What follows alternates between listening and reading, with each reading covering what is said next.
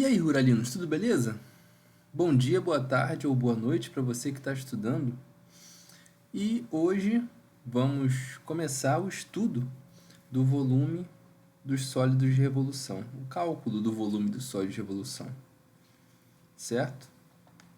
E como eu já tinha falado na primeira aula, em que consiste isso? Bom, é o seguinte, se você tem uma curva, aqui eu simplifiquei, tratei de uma reta, f, fiz o desenho de uma reta, vou chamar de f, para representar uma função com domínio de A a B. A questão é, qual é o volume do sólido obtido quando eu gero essa região entre f e o eixo x, limitadas exatamente pelo domínio AB. Essa é a região. Qual é o volume do sólido obtido quando eu giro essa região em torno do eixo x?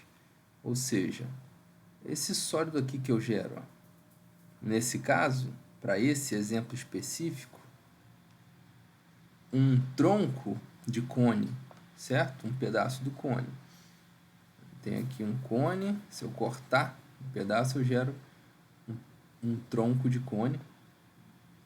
E é o sólido gerado quando eu giro essa figura aqui, plana, em torno do eixo x. Qual é o volume desse sólido? Aqui eu fiz o desenho de uma reta, mas aqui pode ser qualquer função f, certo? Então essa é a questão, o cálculo do volume desse sólido. Bom, precisamos deduzir uma fórmula para esse volume. Para que isso se torne intuitivo, vamos relembrar de como é que a gente calculava área lá no cálculo 1. Vamos pegar aqui essa reta que representa a função f. A região vai ser essa daqui. Qual é a área dessa região? Bom, a área dessa região aqui é até fácil de calcular pela geometria, isso aqui é um trapézio, né? Mas nós sabemos calcular a área dessa região e a área de qualquer outra região. Se isso aqui fosse uma curva f qualquer, se a região fosse essa, qual é a área dessa região? Como é que a gente fez para calcular a área dessa região? Bom, o que a gente fez foi o seguinte, a gente fez uma aproximação da área dessa região utilizando retângulos e somando a área dos retângulos eu consigo uma aproximação. Para essa escolha de retângulos é até meio grosseira. Essa daqui é a área aproximada, a soma das áreas dos retângulos, mas eu vou cometer um erro aqui, ó. Essa parte vermelha aqui está sendo ignorada. A área que eu estou calculando é essa. Tem um espaço aqui entre a área que eu tenho, que eu calculei aproximada, e a área real que não está sendo calculado, que é esse erro cometido, que é a soma dessas áreas vermelhas, né? Bom, qual é a área aproximada? Se eu chamar o primeiro ponto aqui, o A, de x0, o segundo, as bases, né, os pontos que definem as bases dos retângulos de x1, x2, x3, até xn, que é o próprio B, onde termina. Se eu chamar os pontos dessa forma, eu tenho que a base de um retângulo é xk menos xk menos 1. Repara, isso aqui é um par de eixos, então xk é o tamanho disso aqui tudo, xk menos 1 é o tamanho disso aqui tudo, então a diferença, xk menos 1, é a base. E a altura é f de xk menos 1. A altura, aqui, a altura é isso aqui, f de xk menos 1. A base é a diferença, que eu vou chamar xk menos 1 de delta de xk. A base vai ser a diferença, que eu vou chamar de delta de xk. E a altura vai ser f de xk menos 1. Certo? Então, a área de um retângulo é base vezes altura. É o produto desses dois. É o produto de f de xk menos 1 vezes delta xk. Essa é a área de um retângulo. Né? Altura vezes base. De um retângulo. Agora, se eu somar todos os retângulos, percorrer todos os cais, somar as áreas de todos os retângulos, eu encontro a área aproximada. A área aproximada para essa figura, certo?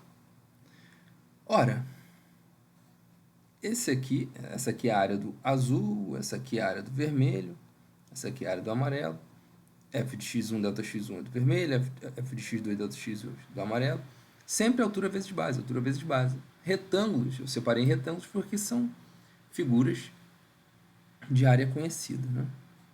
Então, somatório de f de xk menos 1 delta xk, variando k, é exatamente a área aproximada, certo? Agora, essa área não me satisfaz ainda, eu quero a área abaixo da curva exata. Então, eu vou usar a ferramenta limite para obtê-la.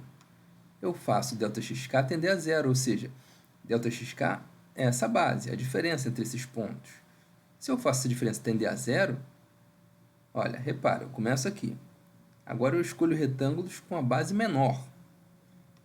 Agora eu escolho retângulo com base menor ainda. Olha só. Aqui eu cometia um erro. A diferença entre a área aproximada e a área real abaixo dessa curva verde era muito grande. Agora já é menor. Agora é menor ainda. Cada vez vai chegando perto da área, vai se aproximando da área real abaixo da curva, certo? Então eu faço ΔXK tender a zero. Esse somatório de altura vezes base, somatório das áreas dos triângulos, bom, o somatório se torna esse S esticado, que é uma soma infinita. A altura, f de xk menos 1, é f de x.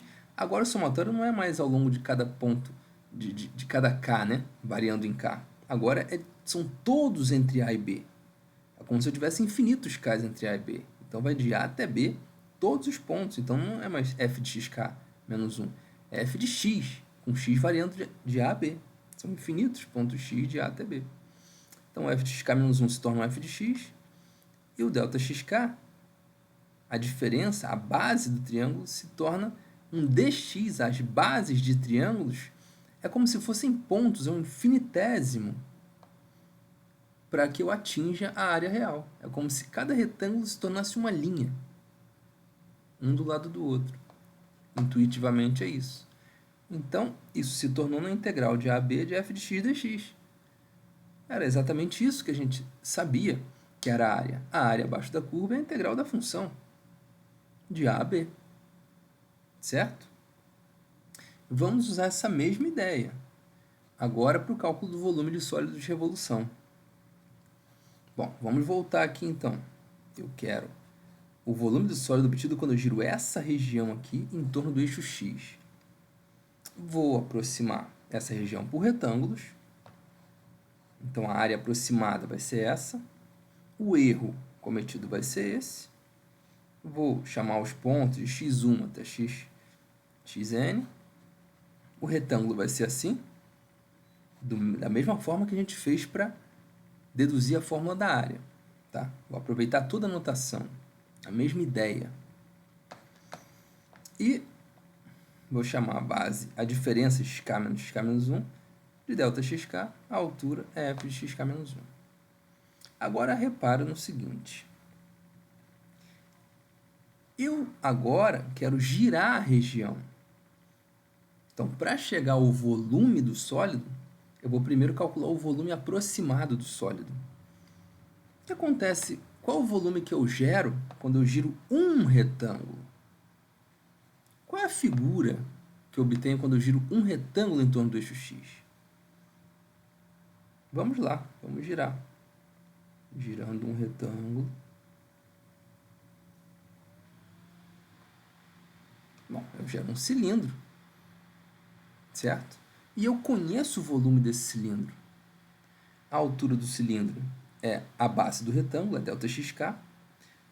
O raio da base do cilindro, que é uma base circular, é f de xk menos 1, certo? Então, o volume do cilindro é, repara, a área da base vezes a altura. Olha aqui, ΔXK é a altura.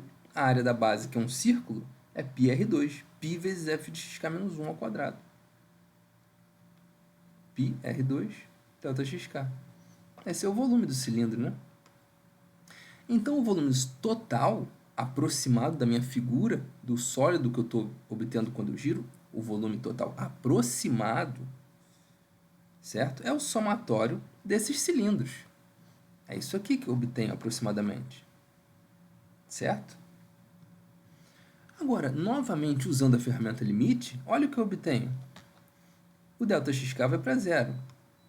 Ou seja, relembrando, ΔXK é a base do retângulo. Eu quero afinar isso aí para que a minha aproximação seja perfeita.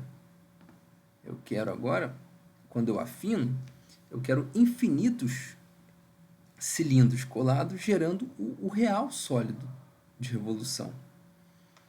O que acontece? O somatório vira essa soma infinita, esse S esticado, que a gente chama de integral.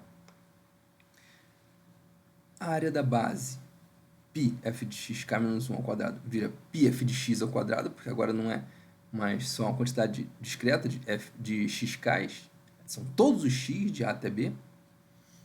E ΔXK se torna um infinitésimo dx. E assim a gente obtém a fórmula somatório de πf de x ao quadrado dx. Essa é a fórmula do volume de sólido de revolução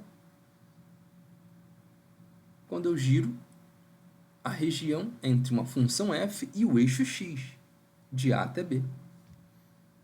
Certo? Essa é a fórmula. Então, a gente deduziu a fórmula aproveitando a ideia que a gente já conhecia lá do cálculo 1 e usando a ferramenta limite. No próximo vídeo, eu vou fazer um exemplo bem detalhado, porque não é só isso, a gente tem que saber usar essa fórmula, lidar com as limitações da fórmula, certo? Então, vamos aplicá-la a muitos exemplos, para que isso fique bem claro. Tá certo? Bom, um abraço e até o próximo vídeo.